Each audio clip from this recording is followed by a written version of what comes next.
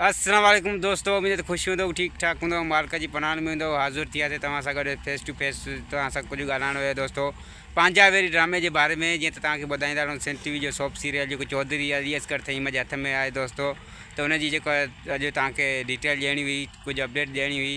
काफ़ी दोस्त माना पुछी रहिया हुया त इन ड्रामे जी माना अपडेट छो नथा ॾियो, त पंजाबेरी छा रिकॉर्डिंग बंदि थी वई आहे या छा थियो आहे। त हिन जे बारे में तो ॻाल्हाईंदासीं। त वीडियो मुकम्मल ॾिसंदा ऐं जेको आहे त चैनल ते न्यू आयो त सब्सक्राइब करे ऑल ते क्लिक कजो दोस्तों, जीअं साथ हलंदो रहे, लाट बढ़ंदी रहे ऐं तव्हां जहिड़नि ॿारनि खे माना अहिड़ियूं अपडेटूं बर वक़्तु जेको मिलंदियूं रहनि दोस्तों।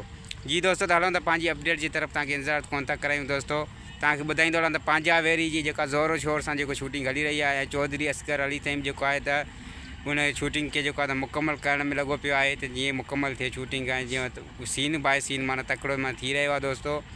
ऐं वजह इहा आहे जेको त शूटिंग माना बंदि न आहे थी, पर सिंटी वारनि जी इहो उसूल थी वियो आहे दोस्तों। हाणे तूं का बि माना तस्वीर का माना माना सोशल मीडिया जे थ्रू ज़ाहिर थिए थी, न त घणी क़दुरु जेका आहे हुनजी रिकॉर्डिंग वारा सीन जेका आहिनि त हुनजो माना का तस्वीर बयान नथी थिए दोस्तों सोशल मीडिया ते।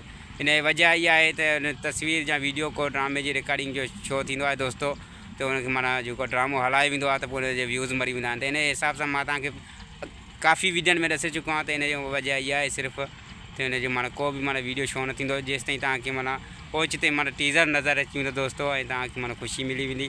बाक़ी मां इहो तव्हांखे ॾसां थो त हुनजी शूटिंग जेका पंजाबेरी जी तमामु तेज़ी सां हली रही आहे, ज़बरदस्त तरीक़े सां हली रही आहे। ऐं जीअं ई माना शूटिंग कंप्लीट थींदी दोस्त, स्पेल हिकु थियो ॿियो थियो त हुनजा माना टीज़र ऑन थी वेंदा, तव्हांजे साम्हूं ड्रामो अची वेंदो फुल एक्शन सां भरपूर। चौधरी असगर जे माना हिन में जेके अदाकारनि जा लुक आहिनि दोस्तों, त ज़बरदस्त तरीक़े सां जेको आहे त इहो हाजन प्रेमी आहे ऐं मूसा आहे, सभु जेके तकरार जा ख़ूबसूरत चेहरा जेके आहिनि त हिन ड्रामे में तव्हांखे नज़र ईंदा। ऐं तमामु जल्द ई ड्रामे जा टीज़र तव्हांजे साम्हूं ईंदा। ऐं उन खां बाद में जेको आहे त नए साल खां अॻु में दोस्तों 11 महीने में टीज़र ऑन थींदा। ऐं थी सघे थो हीउ ड्रामो जेको आहे त नए साल खां अॻु में जेको आहे त स्क्रीन ते पहिरियों एपिसोड न हलाए वञे दोस्तों। जीअं ई नओं साल ईंदो त पोइ हीउ बाद में जेको ड्रामा ऑन कया वेंदा ऐं तव्हांजे साम्हूं अची वेंदा दोस्तों।